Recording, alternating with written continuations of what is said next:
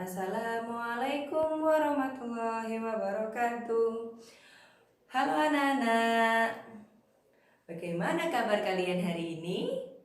Alhamdulillah, Ustazah harap kalian dalam keadaan sehat walafiat ya. Hari ini Ustazah akan menjelaskan materi tentang perjuangan mempertahankan kemerdekaan Republik Indonesia. Simak baik-baik video dari Ustazah ya. Perjuangan mempertahankan kemerdekaan Republik Indonesia melalui pertempuran fisik dan perjanjian diplomasi. Untuk selanjutnya, silahkan kalian simak penjelasan berikut ya.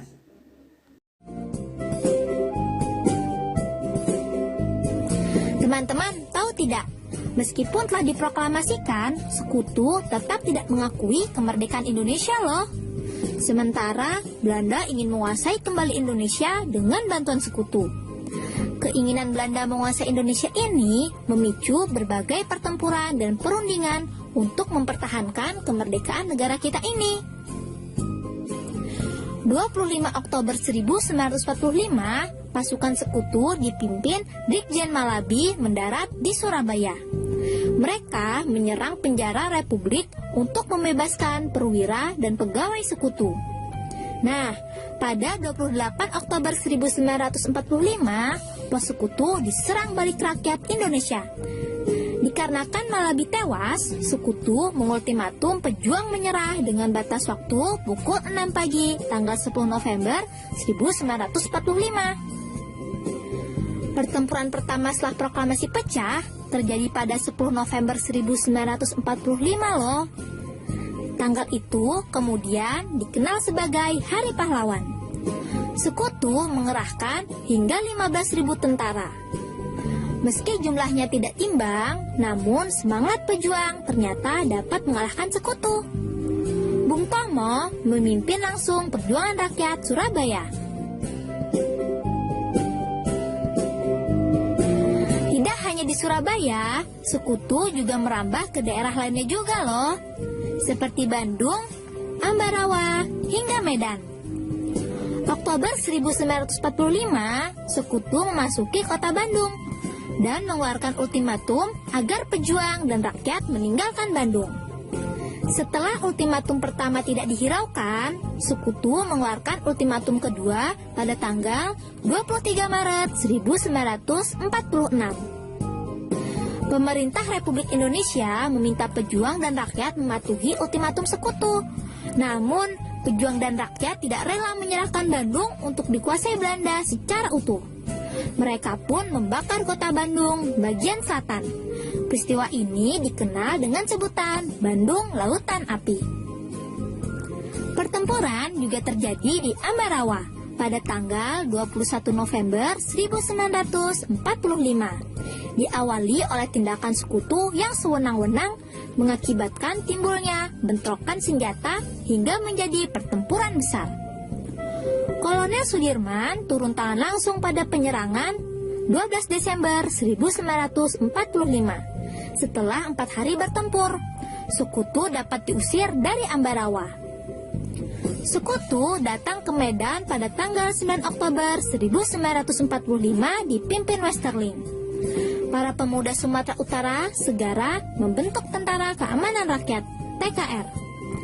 Pada 13 Oktober 1945, pertempuran TKR dengan sekutu pecah dan dikenal dengan nama pertempuran Medan Area.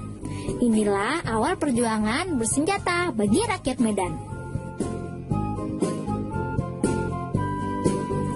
Hal yang harus kita ingat selanjutnya adalah agresi dan perjanjian. Pidato Ratu Wilhelmina yang menyatakan bahwa Indonesia akan menjadi negara persemakmuran Commonwealth membuat Belanda kembali ingin menguasai Indonesia. Belanda mengirim ultimatum namun Republik Indonesia menolaknya. Tanggal 21 Juli 1947, Belanda serentak menyerang daerah-daerah Indonesia. Penyerangan Belanda ini dikenal sebagai agresi militer Belanda I.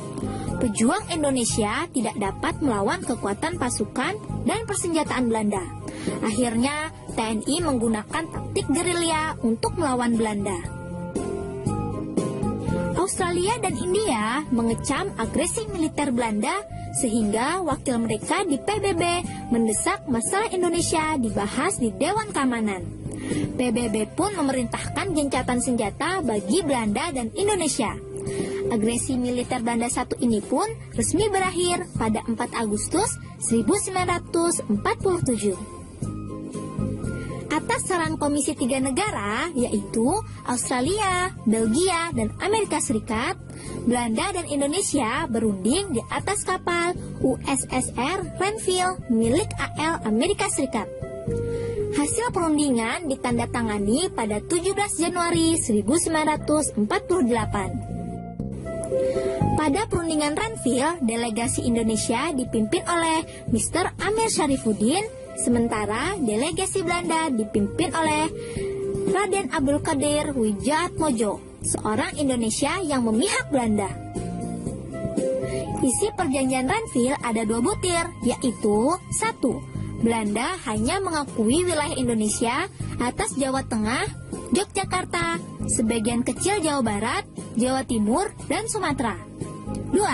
Tentara Republik Indonesia harus ditarik mundur dari daerah-daerah yang diduduki Belanda. Belanda terus menekan Indonesia. Perundingan sering dilakukan, tetapi Belanda selalu menjadi pihak yang diuntungkan. Lalu pada tanggal 18 Desember 1948, Belanda menyatakan tidak terikat lagi dengan perjanjian Renville. Pada 19 Desember 1948, pukul 6 pagi, agresi militer Belanda II mulai dilakukan. Presiden Soekarno dan Wakil Presiden Muhammad Hatta ditangkap dan ditawan Belanda. Presiden Soekarno dibuang ke Prapat, yaitu di Sumatera Utara. Sementara Wakil Presiden Muhammad Hatta dibuang ke Pulau Bangka. Setelah menawan Presiden dan Wakil Presiden Republik Indonesia, Belanda mengumumkan kepada dunia bahwa Republik Indonesia sudah tidak ada. Hal ini membuat TNI dan rakyat marah, sehingga pada tanggal 1 Maret 1949 dilancarkan serangan umum 1 Maret. TNI dan rakyat berhasil menduduki Yogyakarta selama 6 jam. Berat sekali ya teman-teman usaha para pahlawan kita dalam mempertahankan kemerdekaan Indonesia. Sebagai generasi muda, kita pun harus mempertahankan apa yang sudah dicapai para pahlawan dan melanjutkan cita-cita mereka. Nah, itu tadi hal-hal yang perlu kita ingat. Alhamdulillah, materi hari ini sudah selesai. Nah, sekarang tugas kalian mengerjakan latihan soal yang ada di modul 2. Nah, sekian dari Ustazah ya. Wassalamualaikum warahmatullahi wabarakatuh.